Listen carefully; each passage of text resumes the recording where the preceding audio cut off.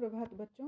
आज हम कक्षा 10वीं के क्षितिज भाग 1 का सूरदास का पद पढ़ेंगे। गोपियाँ उद्धव से कहती हैं श्री कृष्ण के बारे में, उद्धव तुम हो अति बड़भागी। हे उद्धव, तुम बड़े भाग्यशाली हो, क्योंकि अपरस रहत स्नेह तगाते नाहिन मन अनुरागी। गोपियाँ श्री कृष्ण के मित्र उद्धव से कहती हैं कि तुम बड़े भाग्यशाली हो जो अपने मित्र श्री कृष्ण के पास रहकर भी उनके प्रेम को नहीं जान पाए, उनसे प्रेम नहीं कर पाए। जैसे पुरीन पात रहत जल भीतर तारस देह न तागी। जैसे कि कमल के पत्ते जो पानी के भीतर रहकर भी पानी उनको छू नहीं पाता है, पानी से अछूते रहते हैं, उसी तरह आप भी श्री कृष्ण के पास रहकर उनके प्रेम से अछूते हो, उनके प्रेम को समझ नहीं पाए, जान नहीं पाए हैं। ज्यों जलमाह तेल की गागरी बूंद न ताकों लागी। प्रीति नदी में पाँव न बोरियों दृष्टि न रूप परागी। मतलब कि जैसे कि तेल की गगरी को अगर हम पानी में डालकर निकालें फिर भी उस पर पानी का कोई अंश नहीं लगेगा, पानी के एक बूंद भी उस पर नहीं टिकेंगे। इसी तरह कृष्ण के इतने पास होकर भी आप उनके प्रेम से अनजान हो, कृष्ण के साथ इतने समय से रहकर भी आप पे उनके प्रेम का कोई अंश मात्र भी नहीं पड़ा, आप उनके प्रेम को समझ ही नहीं पाए। सूरदास अबला हम भोरी गुड़ चाटी जो पागी। और एक हम लोग हैं जो अबला की तरह हैं। गोपियाँ कहती हैं उद्धव से कि हे उद्धव, हम तो अबला हैं, श्री कृष्ण के प्रेम में इस तरह लिपट गए जैसे गुड़ से चींटियाँ लिपट जाती हैं और अपने प्राण खो देती हैं। आगे, मन की मन ही मांझ रही, कहिए जाई कौन पे उधो नाही परत कही। अवधि आधार आस आवन की तन मन बिथा सही। इसमें गोपियाँ श्री कृष्ण से कहती हैं कि मन की मन ही मांझ रही, मन में ही हम लोग सोचते रह गए कि वापस आएंगे उद्धव तो श्री कृष्ण के आने का संदेश सुनाएंगे, लेकिन अब बताइए कि कहिए जाई कौन पे उद्धव, अब हम लोग क्या करें, हे उद्धव कहाँ जाएं, ना ही परत कही। हमारी मन की इच्छाएं मन में ही रह गईं। अवधि आधार आस आवन की तन मन बिथा सही। मन ही मन जो उनके आने की आस थी वो तो आई नहीं, और हमारे तन और मन में वह पीड़ा की भांति अब व्यथित हो रही है। हम व्यथा में रह रही हैं, हम व्यथा सह रही हैं। अब इन जोग संदेशनी सुनी मुनि बिरहिनी बिरह दही।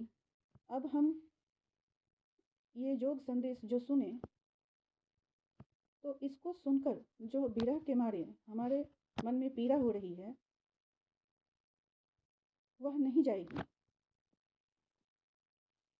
हमारी इच्छाएं हमारे मन में ही रह गई हैं। हम श्री कृष्ण से प्रेम करते हैं, ये उनको कह नहीं पाए। चाहती होती गुहारी जीत ही तय उत तय धार बही। सूरदास अवधि धरही क्यों मर्यादा न लही। हम चाह रही थी जिससे गुहार करना, जिससे कहना कि हम उनसे कितना प्रेम करते हैं, और ये बात अब तक मन में छिपा कर बैठी थी, वो तो बह गई, वो तो भावना में बह गई। और आप जो योग का संदेश लाए हैं उस योग की धारा ऐसी की ऐसी रह गई और वो भावना हमारी बह गई। अब उस ज्वाला से हमारी रक्षा कौन करेगा। हमारी मर्यादा सब समाप्त हो गई। जो चीज़ हम आज तक नहीं कह पाई थी हम उनसे मिलकर कहना चाह रही थी, लेकिन अब तो श्री कृष्ण ने सारी लोक मर्यादा का उल्लंघन कर दिया है, क्योंकि वो आए भी नहीं और हमें ये योग संदेश आपके द्वारा भेज दिया कि हम इस योग की धारा में बहकर अपनी रक्षा कर लें।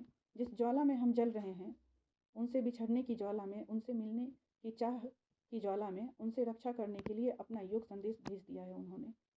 तो उन्होंने सारी लोक मर्यादा का उल्लंघन कर दिया है और हमारी भी मर्यादा अब कहाँ ही रही। हमरो हरि हारिल की लकड़ी मनक्रम वचन नंद नंदन उड़ यह दृढ़ करी पकड़ी। इस भावार्थ में गोपियाँ कहती हैं कि श्री कृष्ण हमारे लिए हारिल पक्षी की लकड़ी के समान है। जिस प्रकार हारिल पक्षी उड़ते समय अपने पंजों में लकड़ी इस आशा के साथ पकड़ता है कि वह गिरेगा नहीं, उसी प्रकार हमने भी मन क्रम और वचन से नंद नंदन को दृढ़तापूर्वक अपने हृदय में धारण किया हुआ है। जागत सोवत स्वप्न दिवस निसी कान्ह कान्ह जकरी सुनत जोग लागत है ऐसो ज्यों कड़वी ककरी। मतलब गोपियाँ कहती हैं कि जागते सोते स्वप्न में दिन में रात में हम कान्हा कान्हा रटती रहती हैं।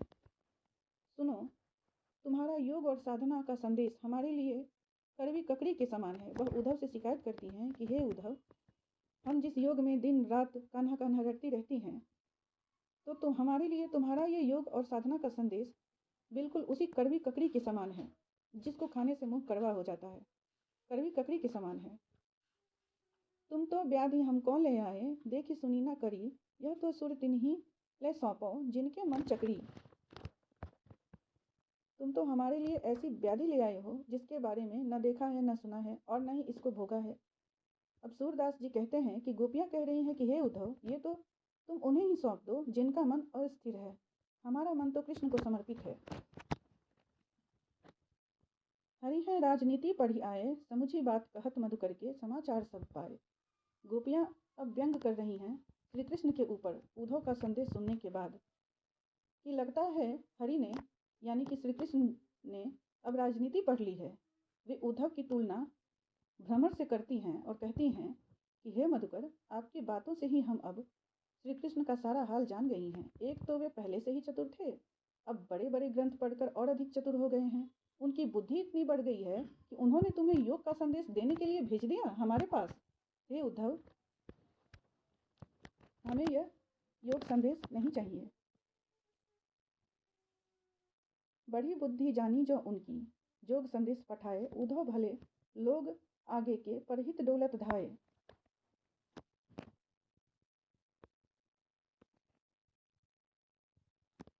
तुम्हें योग का संदेश लेकर हमारे पास भेज दिया। इसे तो पहले के लोग ही अधिक भले थे, जो एक स्थल से दूसरे स्थल पर लोगों की भलाई के लिए जाया करते थे।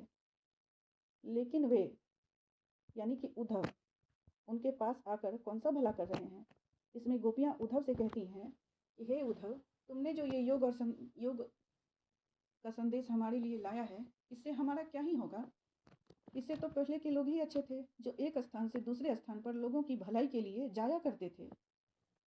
और आप हमारे पास बिना कृष्ण के को लिए आकर कौन सा भलाई कर रहे हैं।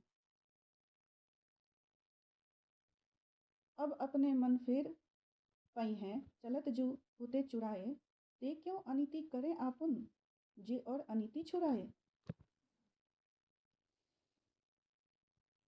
गोपियाँ कहती हैं कि अब हम अपने उस मन को वापस लेना चाहती हैं जिसे श्री कृष्ण ने चलते समय चुरा लिया था। वे कहती हैं कि जो दूसरों के प्रति अन्याय को दूर करते थे, वे आज स्वयं अन्याय कर रहे हैं।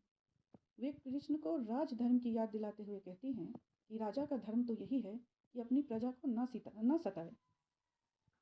राजधर्म तो यह सुर जो प्रजा न जाहि सताए।